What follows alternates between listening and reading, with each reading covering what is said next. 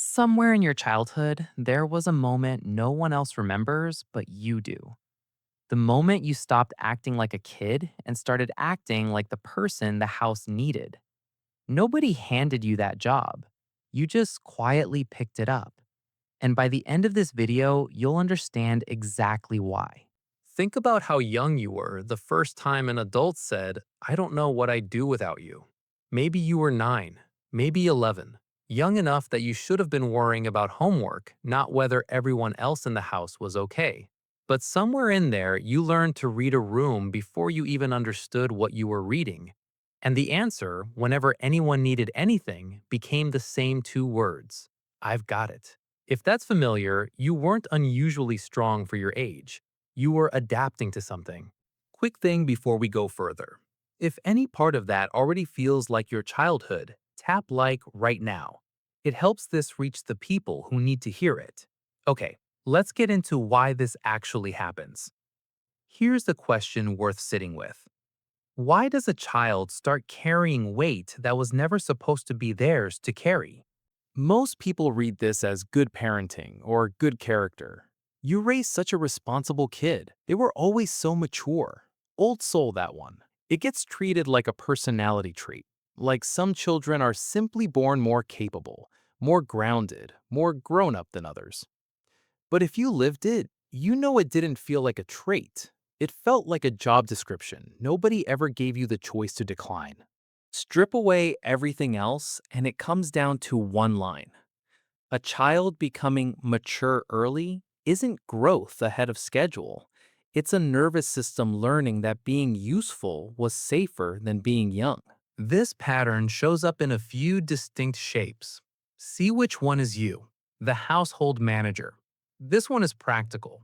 By 10 or 11, they already knew what time dinner needed to start, which sibling needed help with homework first, which bills their parent kept forgetting about.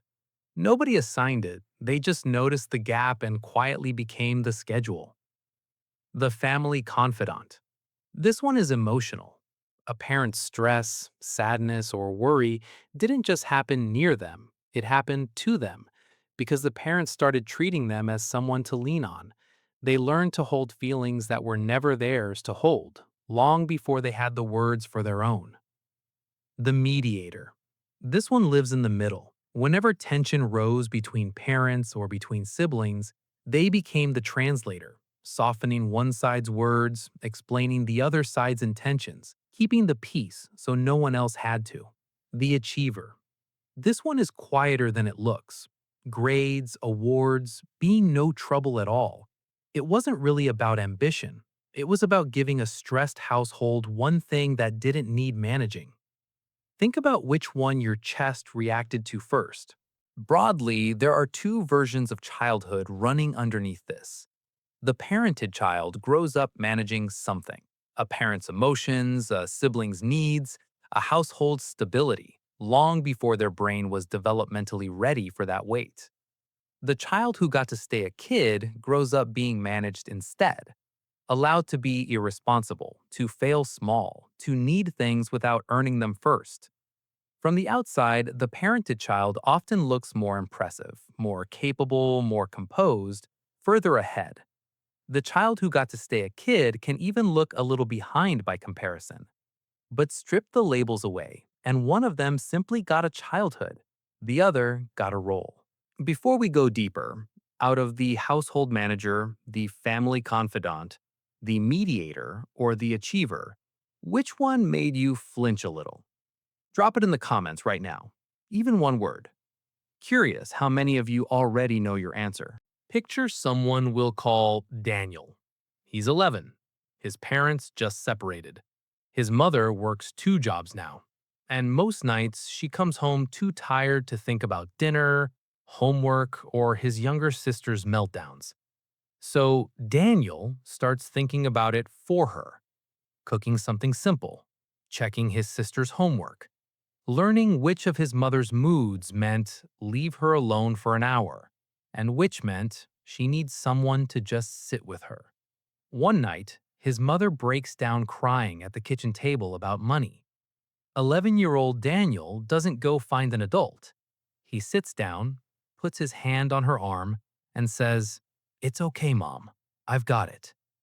She looks at him like he just saved her, and something in his chest locks that feeling into place forever. Here's the part most people miss. 15 years later, adult Daniel is the one everyone calls when something breaks at work, in his friend group, in his own family. He's excellent in a crisis, calm, capable, unshakable.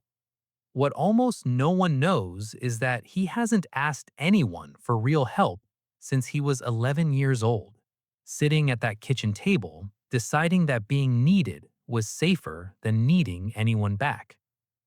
He's not managing everyone else's problems tonight because he's naturally gifted at it. He's still, in some quiet corner of himself, 11 years old, making sure the house doesn't fall apart because once it was genuinely his job to make sure of that. Rewind for a second, because one thing about this pattern rarely gets said out loud. None of it was ever really about how mature that child actually was. Flip the assumption, and something else comes into view. Growing up fast isn't proof a child was naturally advanced. For a lot of people, it's the closest thing they had to control in a house that felt unstable, because managing the chaos felt safer than sitting inside it, powerless. The maturity that gets praised is often something else entirely, a coping strategy wearing a compliment. Picture the moment this shows up in adulthood. Someone asks if you need help with something you're clearly drowning in, and some small, tired part of you is hoping they push a little. That they say, "No, really, let me help."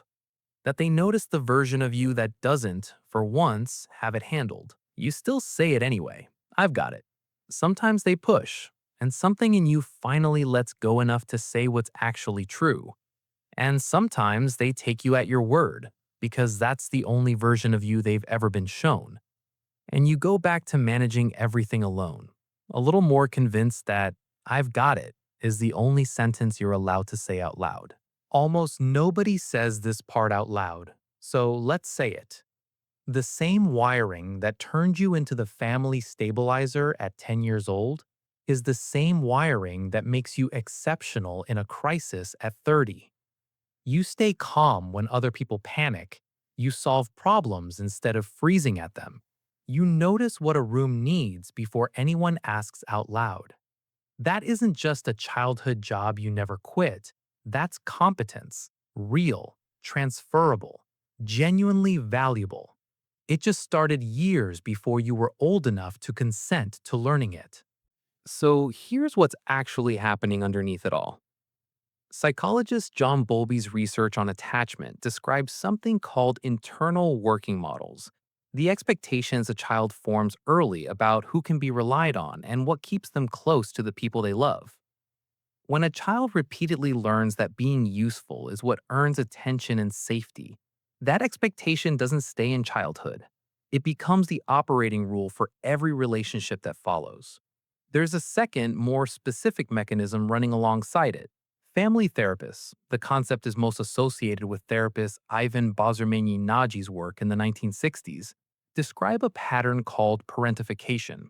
When a child takes on responsibilities, whether practical or emotional, that developmentally belong to an adult, not because anyone forces it deliberately, because the family system needs it and the child is the one who notices and steps in. Put these together, and the picture is clear.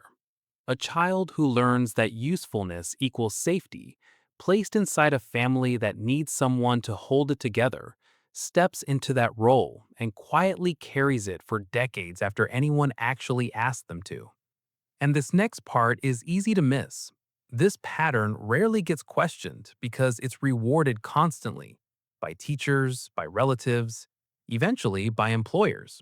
The mature, responsible, old soul praise reinforces the exact identity that started as a survival strategy, long before anyone stops to ask where it actually came from. It isn't a personality someone was simply born with. It's a role a child built out of love, out of necessity, out of doing the best they could with what the house needed from them. There's a decent chance you just watched a piece of your own childhood get explained back to you. That's honestly the whole reason this channel exists. If you haven't already, subscribe. And if you dropped your type in the comments earlier, go scroll back and reply to someone else's. You're far from the only one who does this. If this felt familiar, it's worth knowing this wiring shows up in more places than just helping. One of the most watched patterns on this channel is about people who catch themselves rehearsing entire conversations that never happened, imagining arguments, apologies, confrontations, down to the exact words.